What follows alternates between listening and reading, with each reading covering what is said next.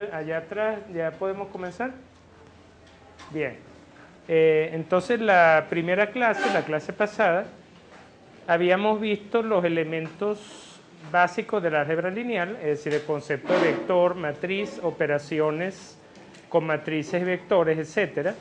Y habíamos visto vamos a llamarlo un método llamado método de Gauss y otro método llamado método de Gauss-Jordan para resolver sistemas de ecuaciones lineales. Yo voy a resolver un segundo ejemplo para dejar entonces claro cualquier tipo de duda que quedara en el primer ejemplo, ¿no?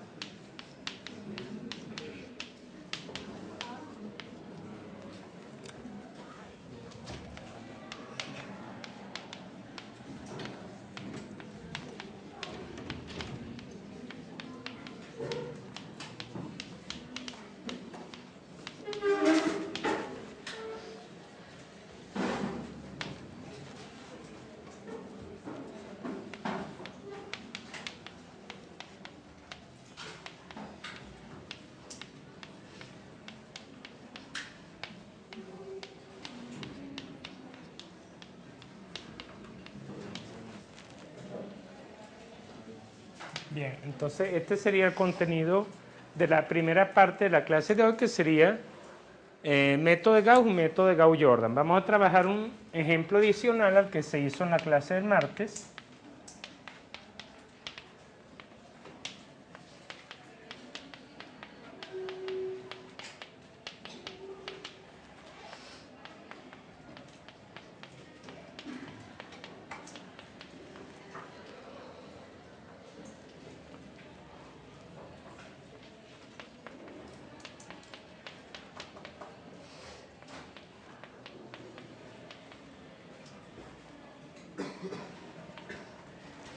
Y trabajaremos con este sistema, ¿no? Como habíamos visto entonces, el método trabaja generando lo que llamamos la matriz aumentada, donde colocamos una matriz formada por los coeficientes del sistema de ecuaciones, es decir, 1, 1, 3, junto con el lado derecho del sistema, sería 2 menos 1, 1 igual 2, y 3, 4, menos 5 igual 2, ¿no? Entonces, como habíamos visto, en el método de Gauss se trata de encontrar una matriz como esta, pero donde tengamos puros unos en la diagonal, puros ceros, o bien en la parte superior o inferior de la matriz, y elementos distintos de cero en la parte inferior o superior de la matriz, dependiendo de lo primero que dijimos. Entonces, el método trabajaría de esta manera. Primero, primer paso sería la división de la primera fila, que va a ser ahorita llamada la fila pivote, entre el elemento pivote, que va a ser el elemento de la diagonal, en este caso el 1, 1. Aquí, en este caso particular, ya está hecho la división entre el elemento pivote, ya que este elemento pivote es un 1. Entonces no hay que hacer esa operación. Sin embargo, para efectos de explicar el método, yo voy a colocar igual la operación como si la hubiéramos realizado. Es decir, fila 1 nueva es igual a fila 1 vieja dividida entre 1. Entonces esa operación ya está hecha, entonces el resultado nos da 1, 1, 3, 5, ¿no? Entonces, para eliminar las otras filas, multiplicamos la primera fila por un escalar conveniente, de tal manera que al sumarla a la fila vieja nos da la nueva fila. Ese escalar conveniente va a ser siempre el número inmediatamente. Por ejemplo, si queremos transformar la segunda fila el número que está debajo del elemento pivote, que es el 2, indica entonces que yo voy a hacer la operación de multiplicar la fila 1 por menos 2, bueno, la fila nueva después del cambio, la división entre 1, esta la multiplicamos por menos 2 y la sumamos con la fila 2. Estas operaciones las podemos llevar a cabo en la mente, ¿no? No es necesario hacer toda la operación punto por punto. 1 por menos 2 daría menos 2, más 2 daría 0, ¿no? 1 por menos 2 daría menos 2, y menos 1 sería menos 3, y 3 por menos 2 sería menos 6, más 1 sería menos 5. 5 por menos 2 sería menos 10, más 2 sería menos 8. Esta sería la segunda fila. Nuestro propósito aquí va a ser dejar ceros por debajo de la diagonal. También se puede hacer por encima de la diagonal, pero hay que escoger una de las dos formas, ¿no? Ok, para eliminar la tercera fila, voy a tomar la fila pivote, es decir, la fila en donde ya se dividió entre 1, y entonces voy a multiplicar la fila por menos 3 y sumarla aquí, de manera que este se transforme en un 0 también. Entonces esto nos va a dar 1 por menos 3 sería menos 3, más 3 es 0. 1 por menos 3, menos 3, más 4 sería 1. 3 por menos 3 sería menos 9. Menos 9 y menos 5 sería menos 14. Y 5 por menos 3 sería menos 15, más 2 serían menos 13, ¿no? Profesor, ¿hay que utilizar la fila pivote o la fila pivote? La fila pivote nueva, sí, o sea, esta, pues. Okay. Lo que pasa es, claro, en este caso son iguales, ¿no? Pero trabajas con la nueva. Precisamente para eso se hace la división entre el elemento pivote, para ya tener de una manera más cómoda cuál es el número que necesito multiplicar por esa fila y sumar a la otra para que anule ese elemento. Entonces, una vez que nosotros ya llegamos a este punto, ¿verdad? Ahora tomamos como fila pivote la segunda fila, ¿no? Y como elemento pivote, el elemento 2, 2, que sería menos 3. Y volvemos a realizar el mismo proceso. Vamos a dejar una parte de esta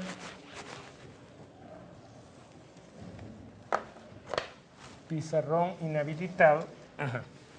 Entonces haríamos el mismo proceso ahora. Primero, la fila 2 nueva, ¿no? Va a ser la fila 2 vieja dividida entre menos 3. Es decir, al dividir entre menos 3, este elemento se convierte en un 1. En cuanto a las primas, en realidad deberíamos colocar F2 doble prima igual a F2 prima entre menos 3. Pero para no recargar la notación, una vez que se hace la cuenta, volvemos a llamar a esta fila 1, fila 2, fila 3, ¿no? Entonces, dividiendo entre menos 3 me va a quedar 0, 1, menos 5 entre menos 3 sería simplemente 5 tercios, y menos 8 entre menos 3 serían 8 tercios. Ok, entonces, aquí es donde establece una diferencia ambos métodos, ¿no?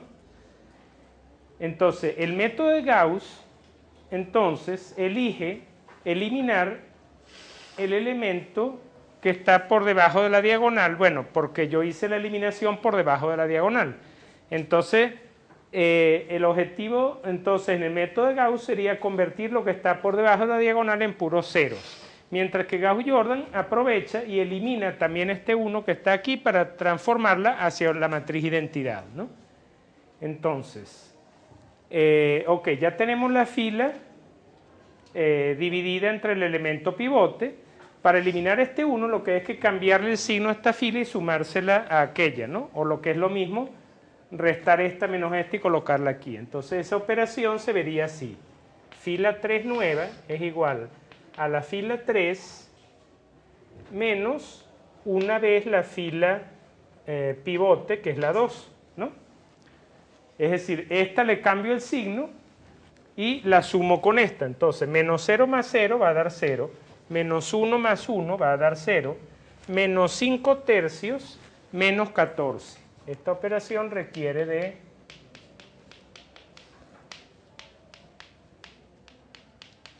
sería menos 47 tercios, ¿no? Finalmente, a esta le cambio el signo, sería menos 8 tercios y la sumo con menos 13. Operación que nos daría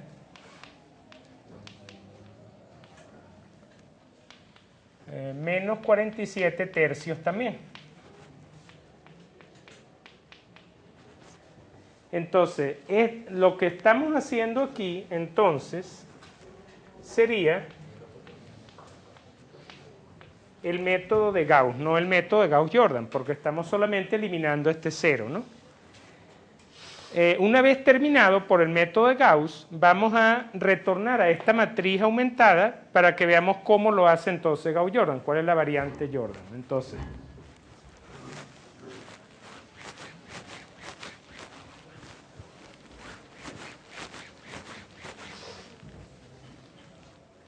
bueno, vamos a dejarlo hasta aquí. Ok, entonces, ya tenemos este elemento transformado en un cero. Finalmente Gauss lo que hace ahorita es tomar la fila 3 como pivote, el elemento 3, 3 como elemento pivote, divide toda la fila 3, la divide entre menos 47 tercios y el proceso culmina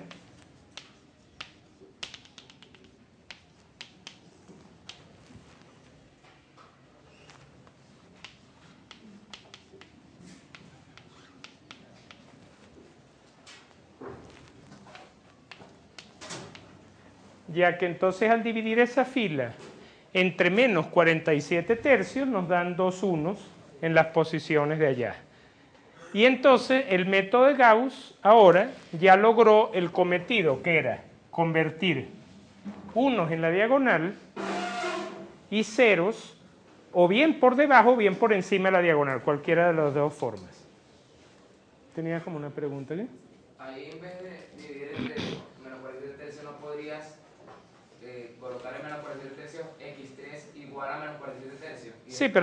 Sí, pero no sería el método de Gauss tal como está pensado. El método de Gauss está pensado también no solamente para que los estudiantes hagan sus operaciones en un cuaderno, sino también está pensado para poder ser implementado en una computadora. Entonces la computadora realiza las operaciones de la manera como lo estamos haciendo aquí. Claro, técnicamente la matriz Gauss sería esta. Ahora, la solución es la misma si nosotros paramos en cualquier matriz intermedia. Si en cualquier matriz intermedia nosotros vemos un truco un poco distinto para resolver el sistema, igualmente la solución es correcta, ¿no? Ahora, ¿cómo procede ahora Gauss en esta situación? Ve la última ecuación. La última ecuación sería 0 por x1 más 0 por x2 más 1 por x3 igual a 1. En otras palabras, x3 igual a 1, ¿no? ¿Cuál sería la segunda ecuación ahora? Sería 1 por x2 más 5 tercios por x3 es igual a 8 tercios. Y como ya sabemos que x3 vale 1, al sustituirlo aquí tendremos x2 más 5 tercios es igual a 8 tercios, es decir, x2 igual a 1, o sea, 3 tercios, ¿no? Y finalmente, al sustituir en la ecuación de arriba, sería x1 más x2 más 3, x3 igual a 5. Tendríamos x1 no lo conozco, x2 vale 1 y x3 también vale 1. Entonces, bueno, en este caso, las soluciones del sistema son todas las variables iguales a 1, ¿no? Entonces, esto es como trabaja el método de Gauss, es decir, la matriz a la que llega el método de Gauss después de la realización de las operaciones. Ahora, el método Gauss-Jordan, que es el mismo método de Gauss, pero con una variante que introdujo Jordan, sería entonces, partiendo de aquella matriz que está allá, que la voy a volver a copiar aquí por sencillez, 0, 1, 5, 5 tercios igual a 8 tercios. 0, 0 menos 47 tercios.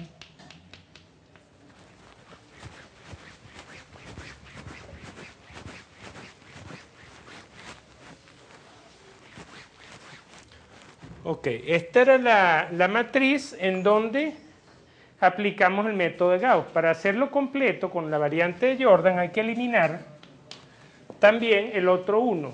Es decir, hay que asemejar esta matriz a la matriz identidad, que tiene un 0 en esta posición. Entonces sería fila 1 nueva es la fila 1 menos una vez la fila pivote, ¿no?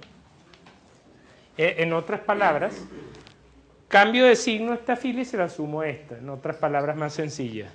Sin embargo, yo lo puedo decir de esa manera, cambio de signo de esta y la sumo aquí, pero yo prefiero, cuando lo escribo aquí, la operación, escribirlo de esa manera, para enfatizar que todas las operaciones elementales de fila y de columna son de esa forma, de ese estilo.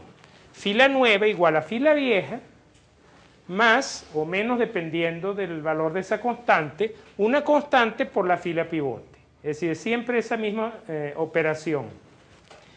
Al cambiar de signo sería menos 0 más 1, daría 1, menos 1 más 1 daría 0, menos 5 tercios más 3 serían 4 tercios, y menos 8 tercios más 5, que serían 7 tercios, ¿no? Y bueno, las otras filas quedarían escritas de esta forma, ¿no?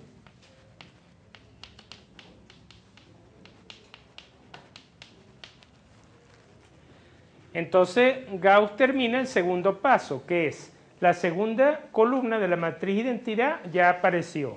Ahora procedemos de la misma manera. Ahora tomamos la fila 3, ¿verdad?, como pivote. Entonces dividimos la fila 3 entre menos 47 tercios para convertir este elemento en un 1.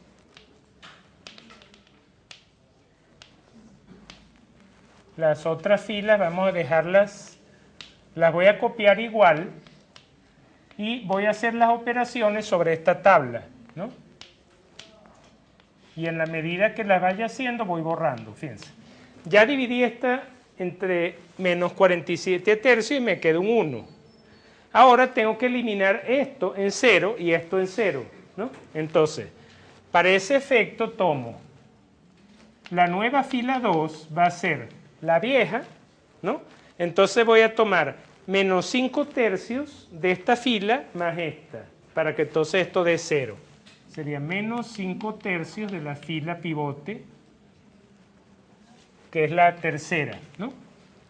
Esta la multiplico por este mismo número con signo negativo, es decir, por menos 5 tercios y lo sumo aquí. Igualmente, al hacer esa operación, el resultado va a ser el siguiente. Estos dos no se modifican nunca, porque si yo multiplico menos 5 tercios por 0 más 0 va a quedar 0 igual, menos 5 tercios por 0 va a dar 0 más 1 va a quedar 1, menos 5 tercios por 1 menos 5 tercios, más 5 tercios quedarían 0, y menos 5 tercios por 1 es menos 5 tercios, más 8 tercios se ve que da 3 tercios, que es la unidad. Y ahora hago lo mismo en la fila 1, es decir, la nueva fila 1 es la vieja, menos 4 tercios de la fila pivote. Menos 4 tercios por 0 más 1 da 1, menos 4 tercios por 0 más 0 da 0, menos 4 tercios por 1, menos 4 tercios, más 4 tercios da 0, y menos 4 tercios por 1 sería menos 4 tercios, más 7 tercios son 3 tercios, que es 1. Y entonces aquí el método de Gauss-Jordan ya tiene automáticamente, ya no hay que hacer sustitución hacia atrás, sino que ya la solución viene dada en el lado derecho de la matriz aumentada directamente. Fíjense que es la misma solución, ¿no? Entonces, no es que ninguno de los métodos sea mejor que el otro, simplemente Gauss trabaja con la matriz solamente la mitad de lo que trabaja Gauss-Jordan. Gauss-Jordan trabaja el doble de lo que trabaja Gauss sobre la matriz, pero Jordan no hace la sustitución hacia atrás. Entonces es cuestión de ver qué es lo que es más cómodo, ¿no? A mí personalmente me gusta de una vez que estoy metido en la matriz hacer toda la matriz, completarla a esta matriz identidad, ¿no? Entonces el primer segmento de clase era un segundo ejemplo del método de Gauss-Jordan y del método de Gauss que fueron discutidos en la clase del martes, hacia el final de la clase del martes, para agarrar el hilo un poco, ¿no? Para conectar ambas clases, ¿no? Pero en esta clase nosotros vamos a profundizar un poco más en el método de Gauss-Jordan, ¿no? En general, ¿no? Los sistemas de ecuaciones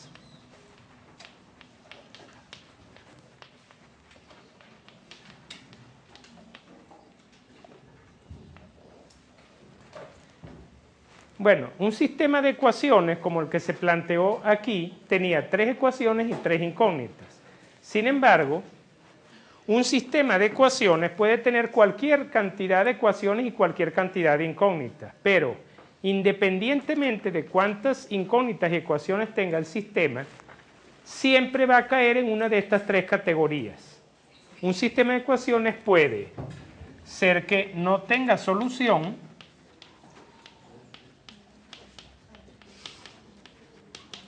puede ser que tenga solución única o puede que tenga infinitas soluciones.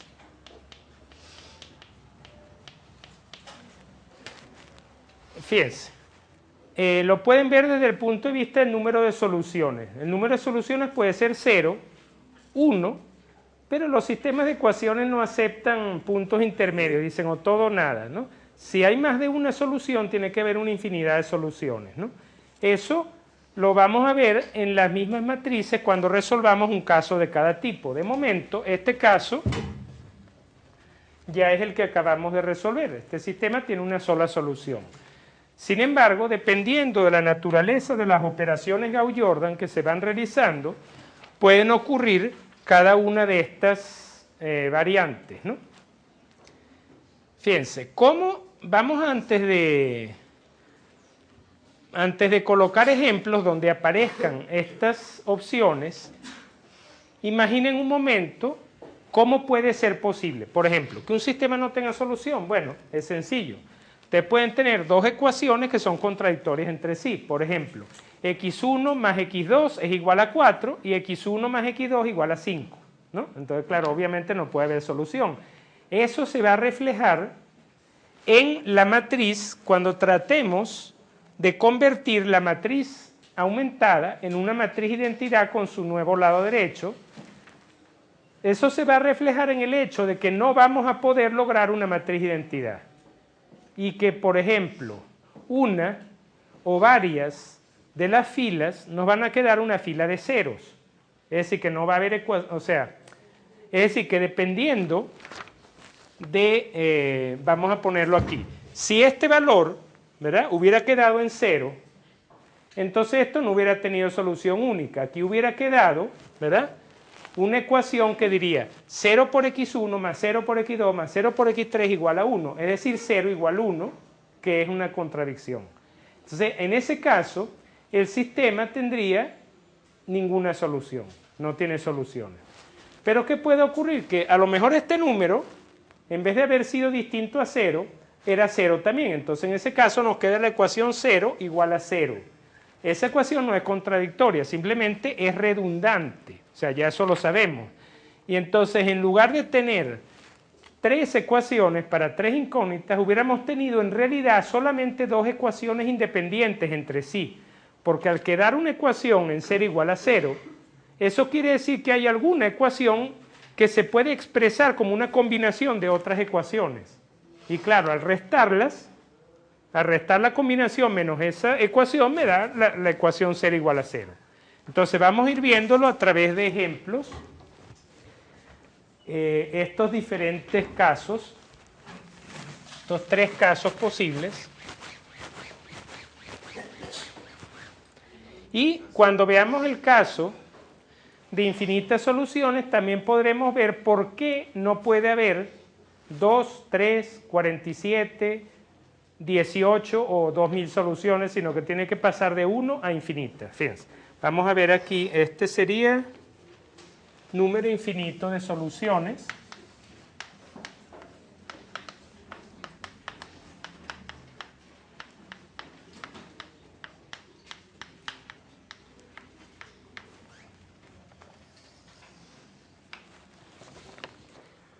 A ver, estos números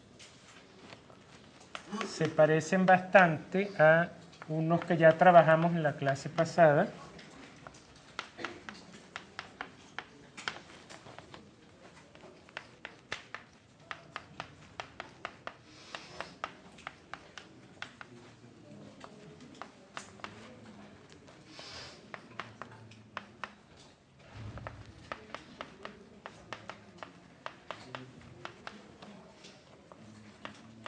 Bien, este es el sistema de ecuaciones.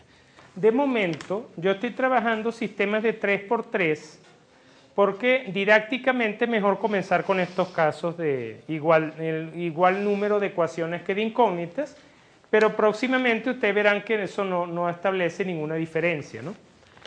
Entonces, para construir la matriz aumentada, colocaríamos los coeficientes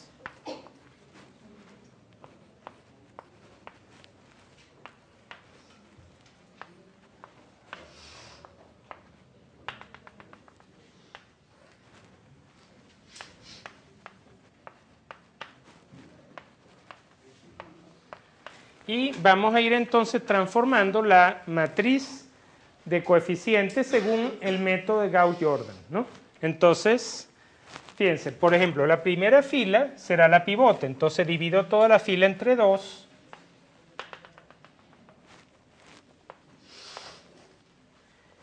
Ahorita, como nosotros ya hemos explicado el asunto de las operaciones Gauss-Jordan, creo que ya no será necesario que yo coloque al lado las operaciones que estamos haciendo, ¿no?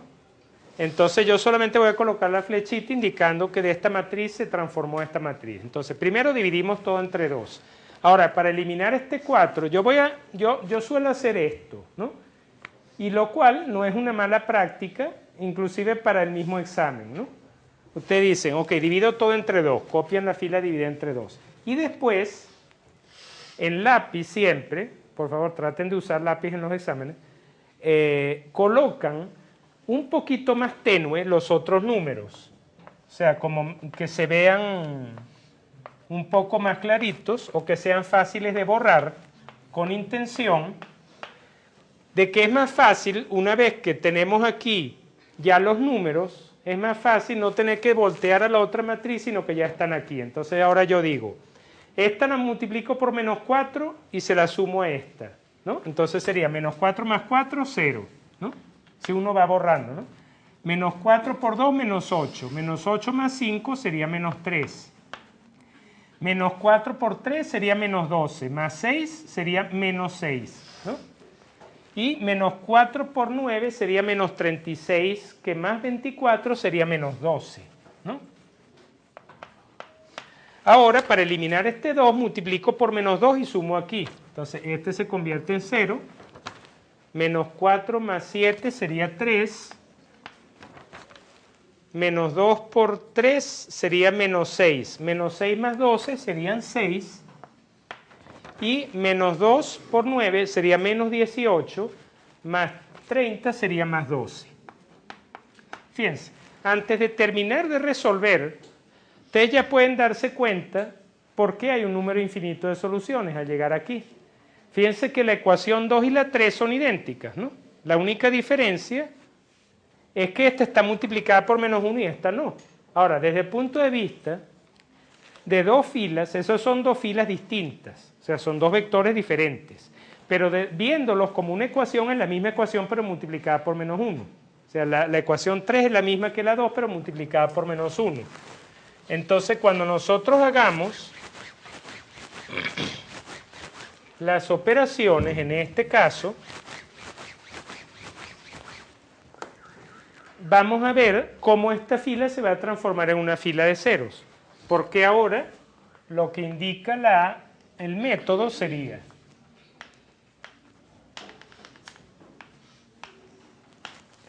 dividir, ahora la fila pivote es la 2, dividimos todo entre el elemento pivote, que es el elemento de la diagonal, el 2, 2, dividimos todo entre